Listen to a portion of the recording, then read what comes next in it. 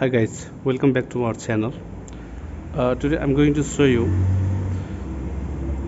the washing machine problem, that when you get your clothes after washing and you see the white lines, then how you solve this. Okay, so just check it out here. I'm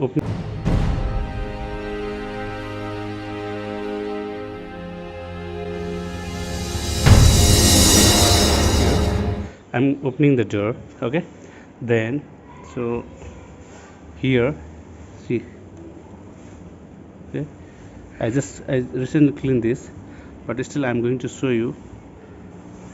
See, you see this is the reason. This is the reason that you get the white lines on your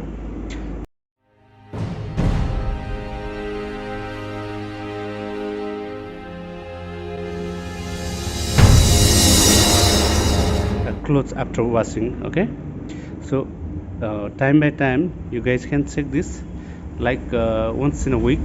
So just put it here. See, you see this. Okay, so like this you can wash, you can clean. See, you see, this is the reason. If your cloth is not cleaned properly, then you can check. Okay guys, please, if you like our video, please subscribe our channel and press the bell icon so that you get the notification when we add our video on YouTube. Thank you very much. See you on the next video.